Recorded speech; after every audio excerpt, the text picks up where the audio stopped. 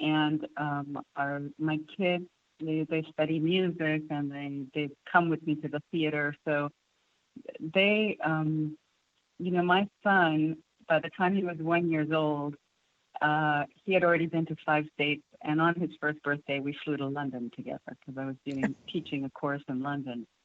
So I think they just kind of take it in stride. It makes them very independent, and also, they have a very strong sense of self in terms of my kids, and I'm very blessed to have them, and they're my biggest supporters. They're That's there wonderful. for That is everything that we're great. doing. Yeah. So, But yeah, it's you've and I got, and that's the whole point, when people say, well, this is what you should do, this is what you shouldn't do. Everybody has to live their own life. What's good for one is not good for the other. And if it works for you and the family is okay and happy, that's the most important thing. There's not one set way of doing anything. So you've got, in going over your bio, I mean, there's just so much you've done, and you've already told our listening audience, I mean, how many places you've been. So what's left on Joann's bucket list?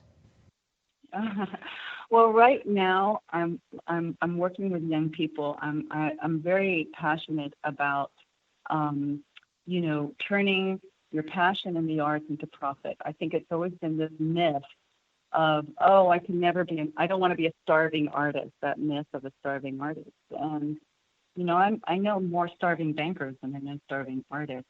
And, and so I think that I'm working right now on a project called Entrepreneurs, which is bringing entrepreneur skills to artists and how to empower them to, create their own businesses or to create their own brand or to be able to support themselves, and that this is a valuable and important thing in society. We need artists, we need people, we need great music, we need great art, we need great theater, we need good movies, and it's really what inspires the human spirit.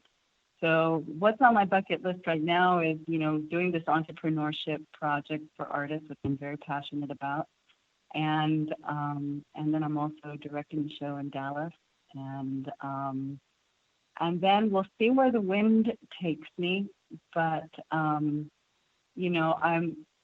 just been very blessed and fortunate, and I didn't get to say it, but I have to say that you are one of my favorite mentors because I've read your book, and whenever I'm feeling like, oh, I hear that spunky voice of yours, and you're just this amazing force of nature for women, I think, that just, it's like you have something in your heart, and you got to follow it no matter what.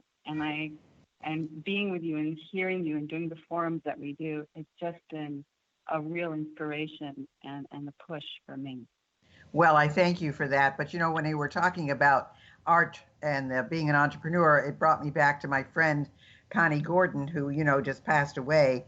And she Yeah. was in the Guinness Book of Records as the most prolific artist in the world. She's taught over 19 million people to paint. And, she made a lot of money at it, but she knew how to commercialize what she did. And I think that's part of it. I think Brito here in Miami has learned how to commercialize and does extremely well.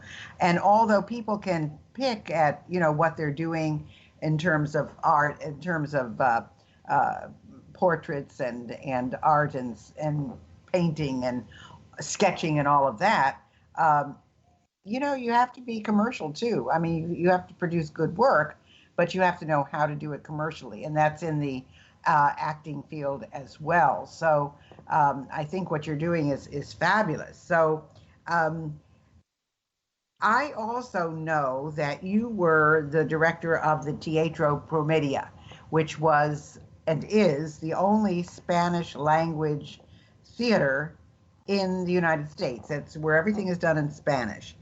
So, what was that like for you? It was an amazing, amazing experience. I think, again, it brought everything that I love, which is culture, international experience. I think one of the things is that we tend to lump, when we think, oh, that person is Hispanic or Latino, we kind of like lump all these Latin American countries into like one word, right? But what's really great about living in Miami specifically is that you have people from Colombia, Venezuela, Cuba, Nicaragua, and each one has its own culture. Each one has its own melody, its own writers, its own poetry, music. And it was like working at an amazing international melting like place where all these people from all these different cultures really got to work on a single piece of art together. And I think it's amazing. The other nice thing about it was that these were people who were either artists in their own country or people who were like at 40 or 50 or 60 saying, oh, I want to start acting. And I love that. I love the fact that really art doesn't have an age limit. I know people who have started their art careers either painting or doing music or even theater, and they're maybe in their late 60s, 70s.